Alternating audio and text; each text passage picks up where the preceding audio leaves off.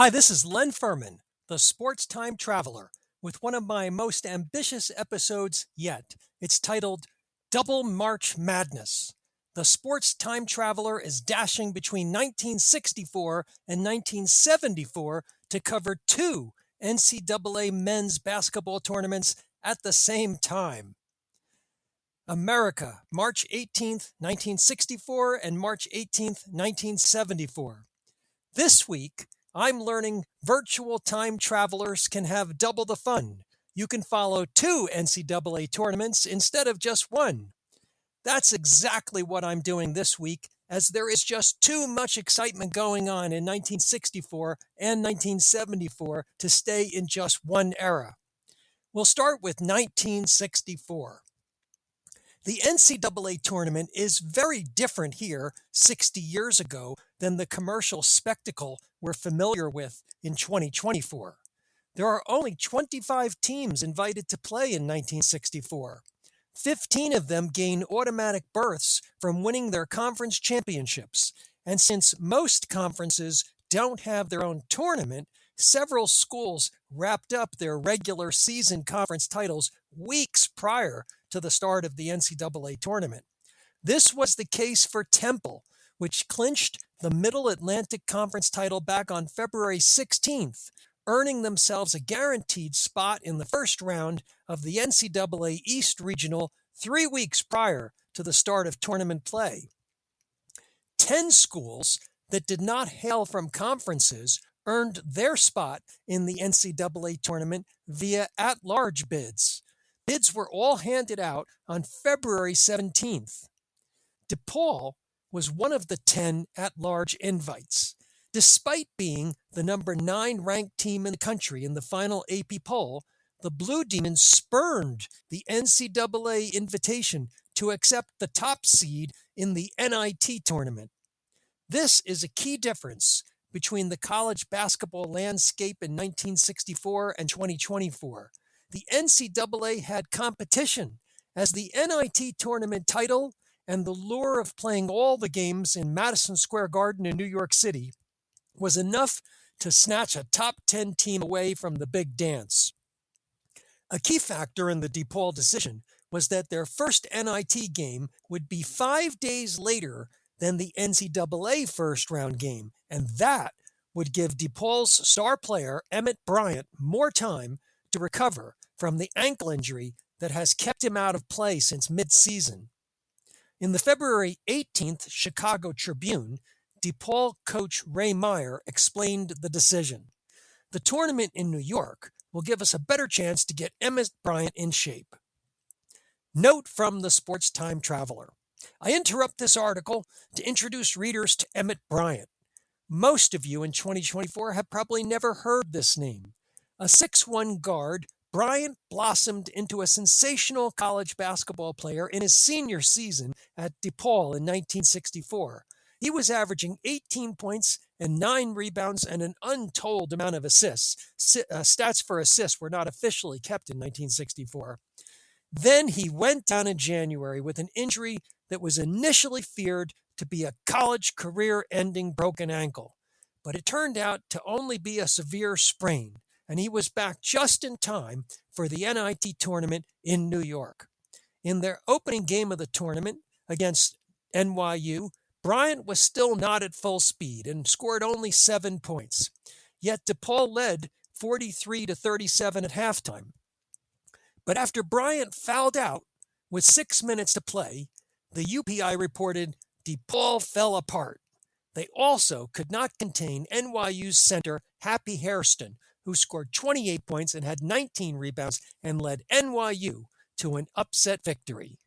And so Emmett Bryant's college career ended. Bryant, however, impressed the NBA enough to become a first-round selection in the 1964 draft by the New York Knicks. He later found his way, via a fortuitous trade, to the Boston Celtics, where he was thrust into a key role in the 1969 NBA championship. More on that to come in about 5 years, when we reach precisely 60 years since that remarkable final NBA Finals clash between Russell and Chamberlain. Now back to 1964. All of the top 8 teams in the final AP poll were in the NCAA tournament, but only 5 of them received one of the 7 first-round byes. One of those not receiving a bye was a Final Four team from 1963.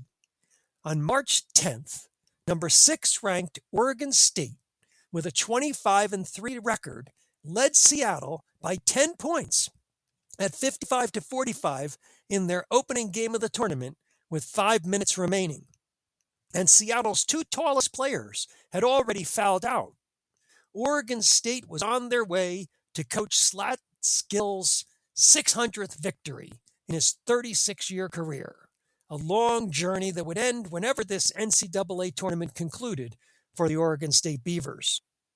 And then the unthinkable happened. Oregon State's 2 starting guards both drew their 5th fouls. Seattle then went into a full-court press, and it worked. The Chieftains scored 16 of the game's final 18 points to pull off a shocking upset, 61-57. They're already calling it the miracle of MacArthur Court. Coach Slatsgill told the Capital Journal in Salem, Oregon, "I feel sorry for everyone who wanted us to do well. As a coach, I've gone through all the thrills that go with victory and success, but it would be silly for a coach to think he wouldn't have to experience all the pain and heartache of nights like this."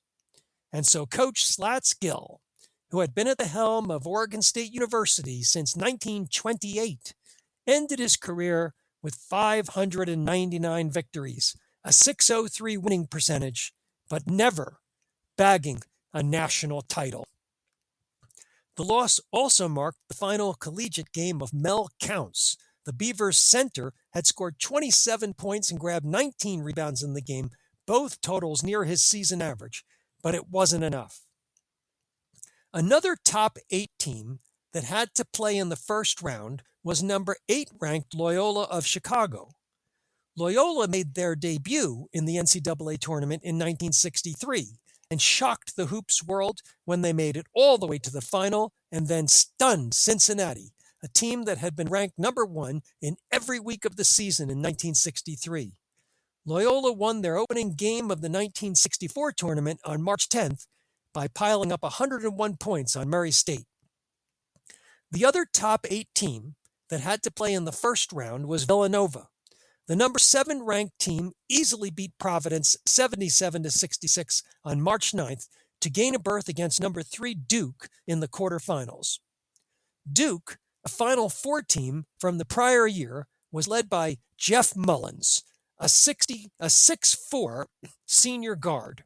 In the quarterfinal game on March 13th, he had the night of his life.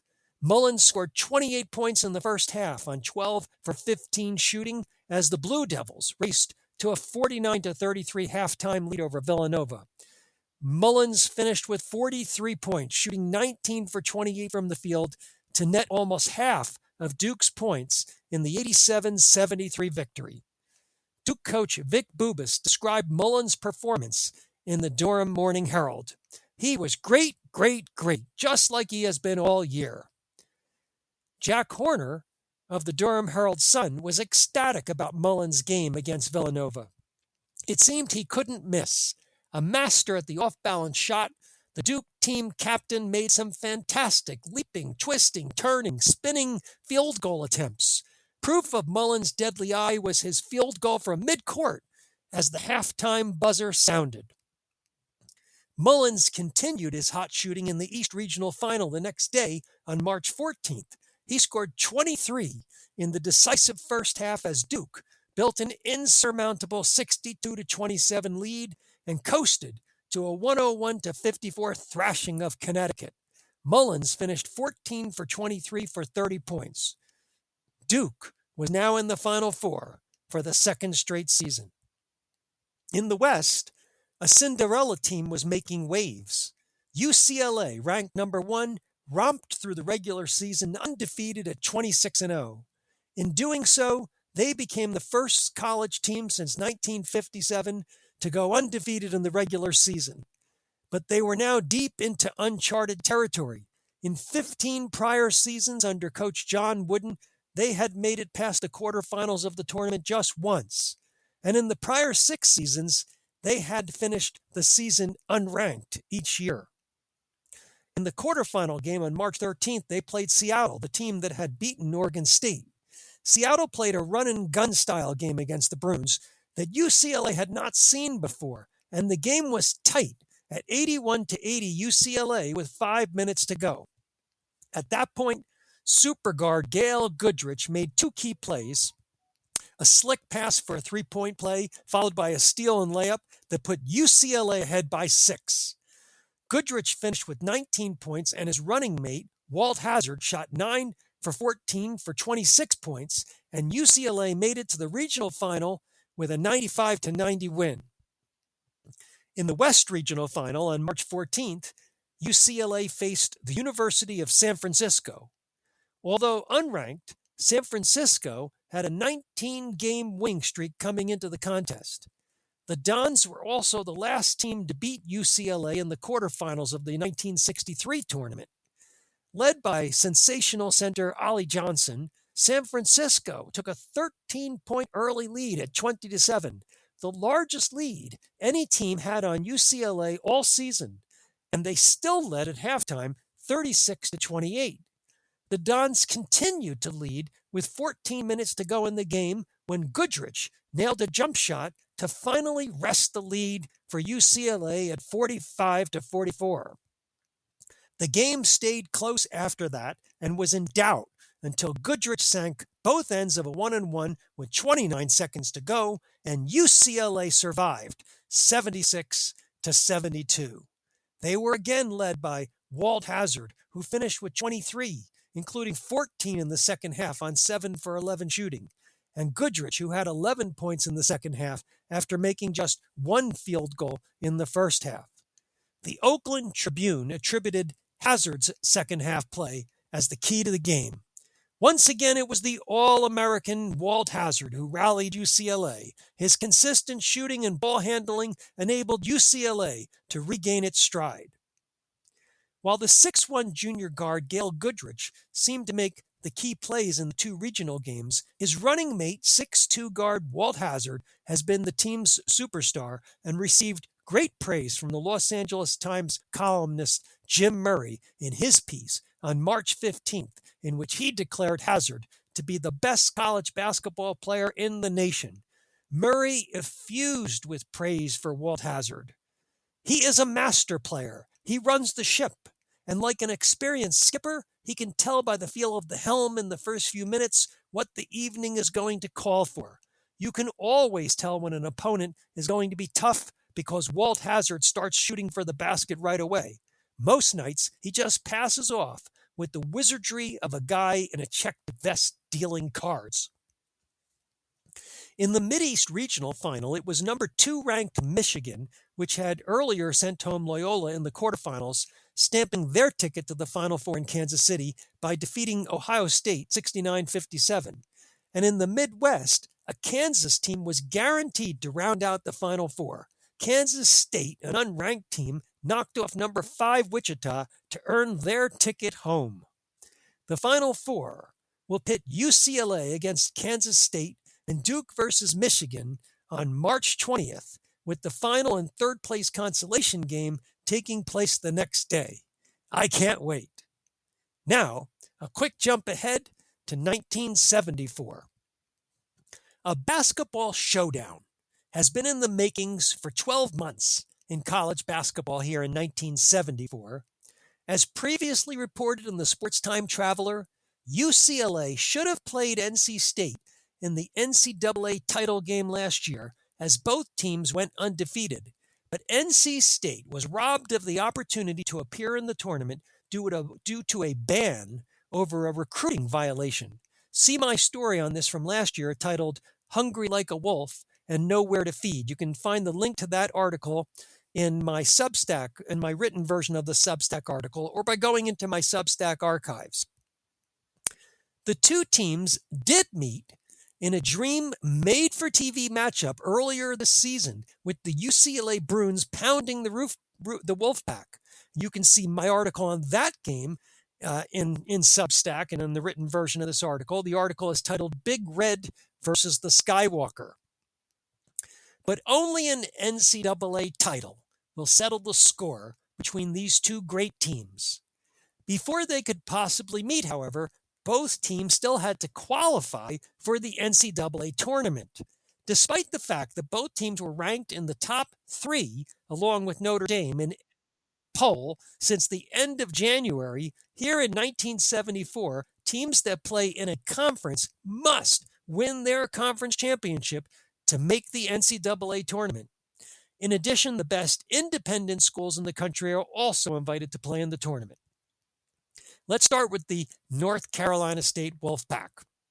NC State had to win the highly competitive Atlantic Coast Conference title to earn a spot in the NCAA tournament. In the ACC final on March 9th, they played Maryland.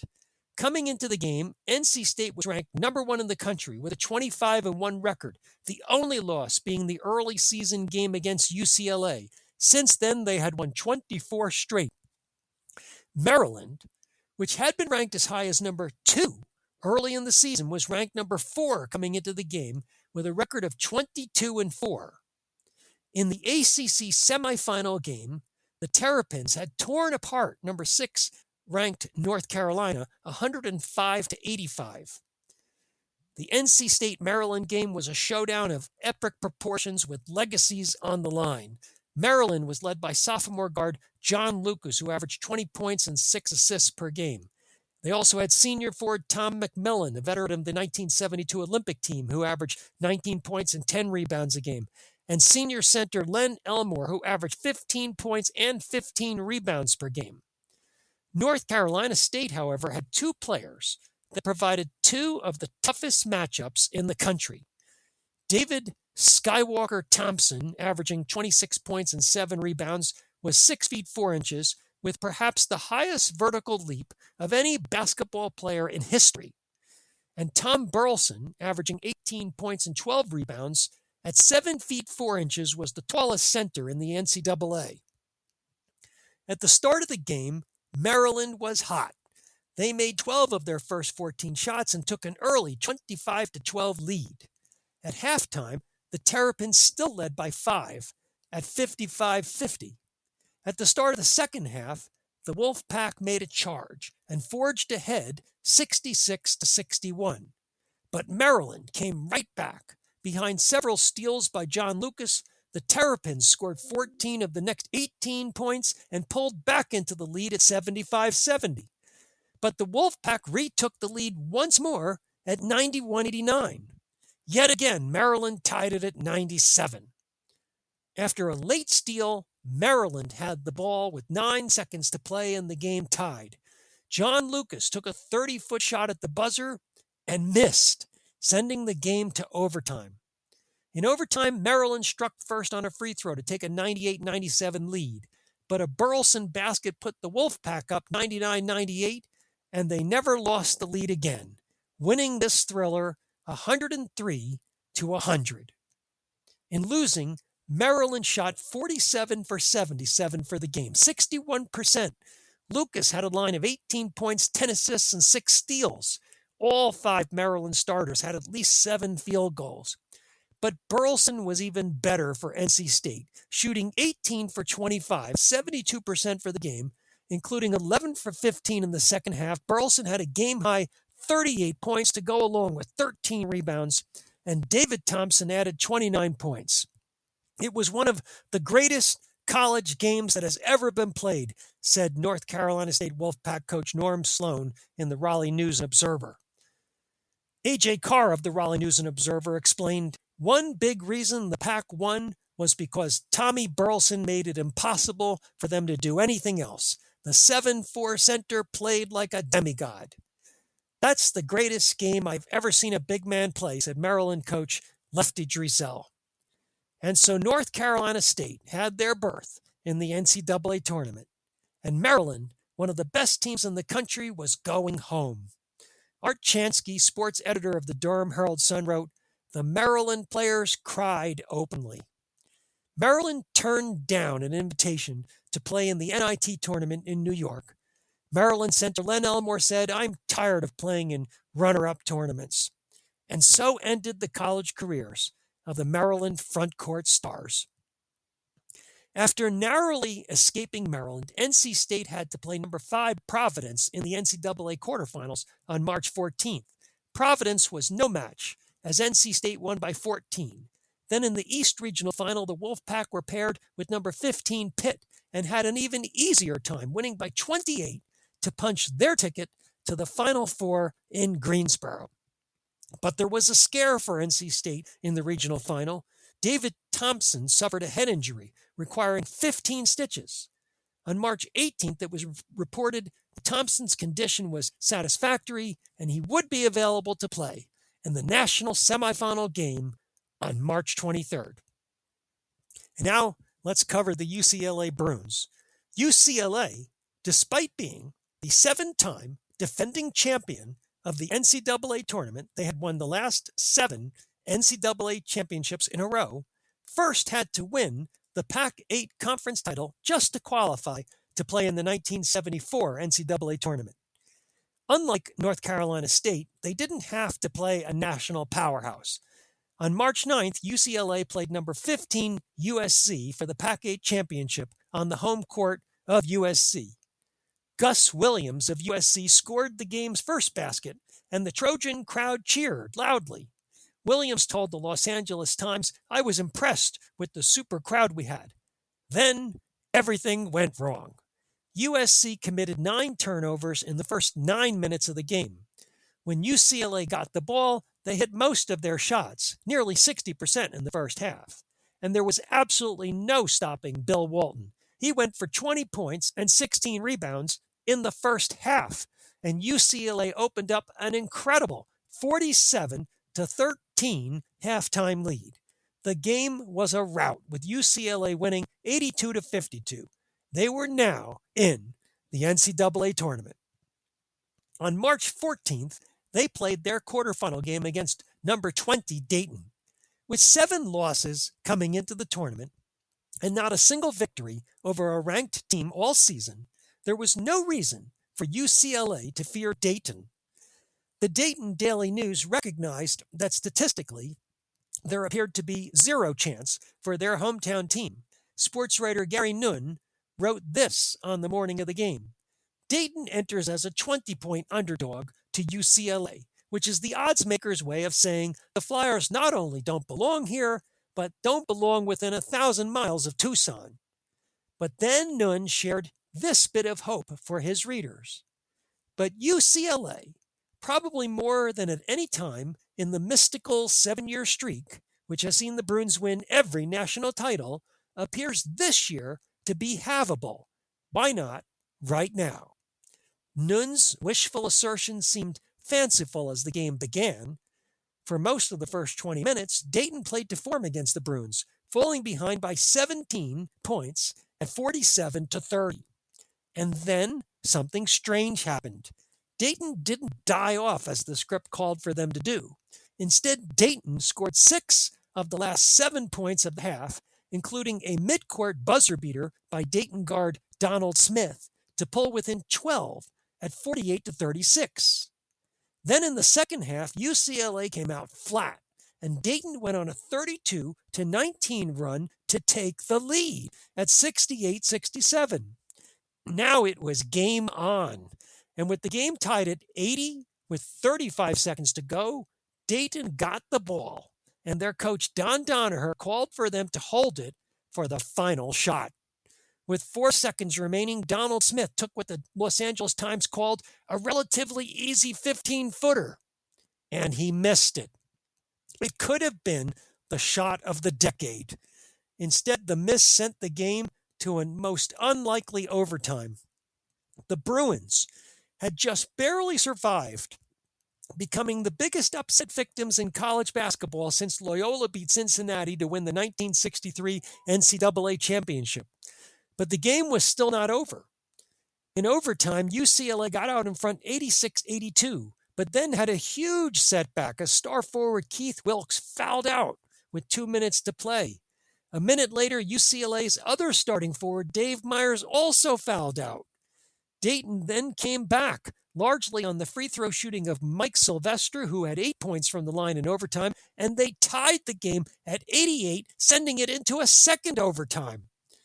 The second overtime saw the score again tied at 98, with seconds left on the clock, when Bill Walton, the College Player of the Year for the third consecutive season, stole the ball, ran down the court, and missed a 25-footer at the buzzer. The game headed to a third overtime. In the third overtime, Walton was Superman again, according to the Los Angeles Times, and UCLA ran away with it 13-2 for a final score of 111-100. Sylvester had played the game of his life for Dayton with 36 points and 13 rebounds on 12 for 21 shooting from the field and 12 of 13 free throws. UCLA had escaped again. 2 days later, on March 16th, their opponent in the West Regional Final was unranked San Francisco, just as it had been 10 years earlier in 1964. Unlike 1964, the Dons were no match for UCLA. The Bruins crushed them 83-60.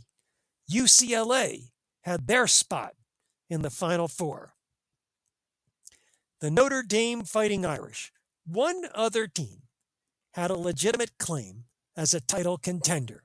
Notre Dame had taken down UCLA's 88-game winning streak in January. You can see my article on that game in the written version of the Substack article or in my archives. It's titled, UCLA's 88-game winning streak is on the line.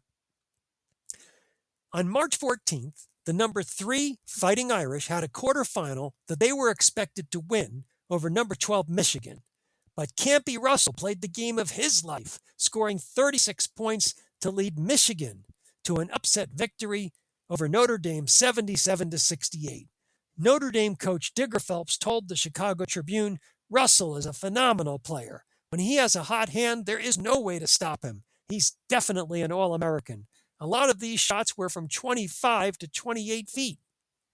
With Notre Dame out, the 1974 Final Four consists of number 1 NC State, number 2 UCLA, number 7 Marquette, and number 14 Kansas. Due to the quirkiness of NCAA pairings, NC State will meet UCLA in the semifinal game to be played on March 23rd. I can't wait. Thanks for reading, and please share the Sports Time Traveler. Bye-bye now.